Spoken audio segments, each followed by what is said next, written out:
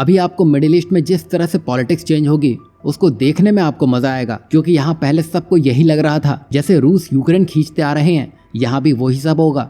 लेकिन ट्रंप ने अपनी गद्दी संभाली नहीं है कि कतर ने हमास को कह दिया है कि 10 दिन में जगह खाली करो।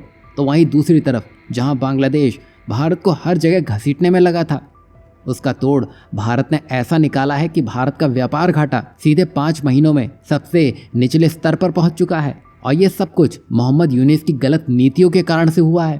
जैसा कि आप देख पा रहे हैं, भारत कुछ ही देशों को अपना सामान एक्सपोर्ट करता है, लेकिन इंपोर्ट ज़्यादा देखने को मिलते हैं। लेकिन अब बांग्लादेश के कारण भारत का एक्सपोर्ट विदेशों में धूम मचाने में लगा हुआ है।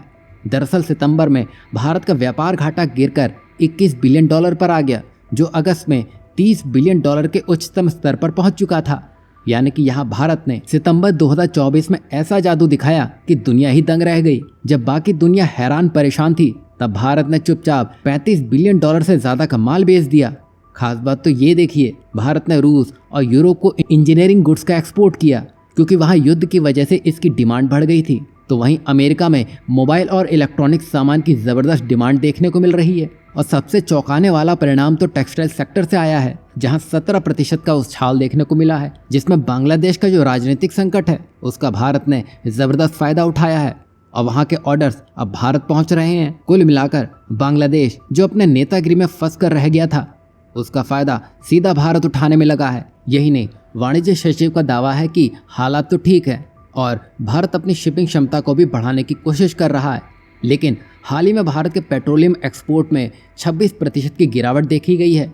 लेकिन ये चिंता की बात नहीं है, क्योंकि ग्लोबली फ्यूल की डिमांड वैसे ही डाउन हो चली है। और जैसे कि इनकी मांग आगे बढ़ेगी तो भारत का व्यापार घाटा आपको और कम होता हुआ दिखाई देगा। यही नहीं, भारत के इस मजबूत प्रदर्शन को देखते हुए WTO यानी कि विश्व व्यापार संगठन ने माना है कि बुरे हालात होते हुए भी भारत फिर भी किसी तरह यहाँ टिका हुआ है। अब ये देखना दिलचस्प होगा कि साल के अंत होते होते भारत कितने और रिकॉर्ड बनाने में कामयाब रहता है।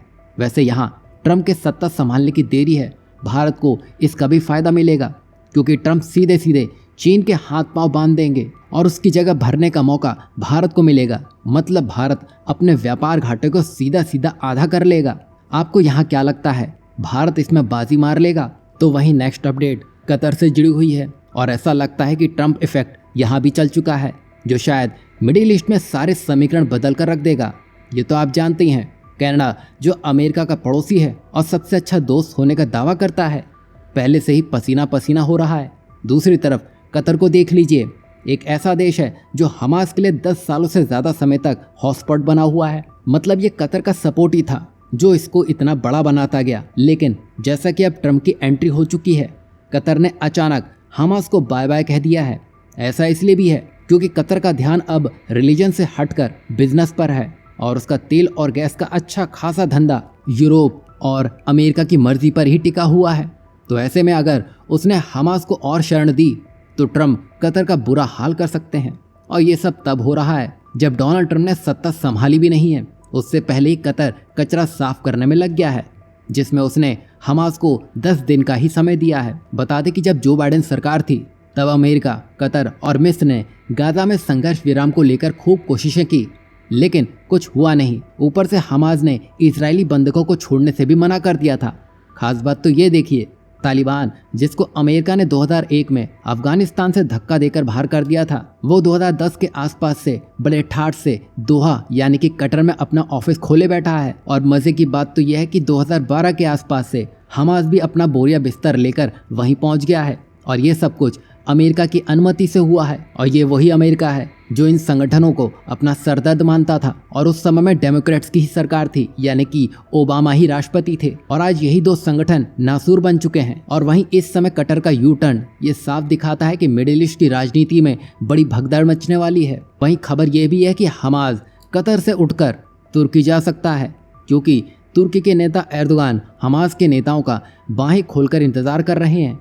और जब से गाजा में युद्ध भड़का है, राष्ट्रपति एर्दोगान तो दिल खोलकर हमदर्दी लुटा रहे हैं। तो वहीं अब अमेरिकी चुनाव की धमक अब पूरी दुनिया में सुनाई दे रही है। कतर का हमास से पल्ला झाड़ना इस बात का संकेत है। वहीं सबसे बड़ी बात तो यह है कि मिडिल ईस्ट में शांति हो जाती है तो भारत के लिए IMF का रास्ता साफ होगा। वैसे आपको क्या लगता है, डोनाल्ड ट्रंप का आना बहुत कुछ बदल कर रख देगा?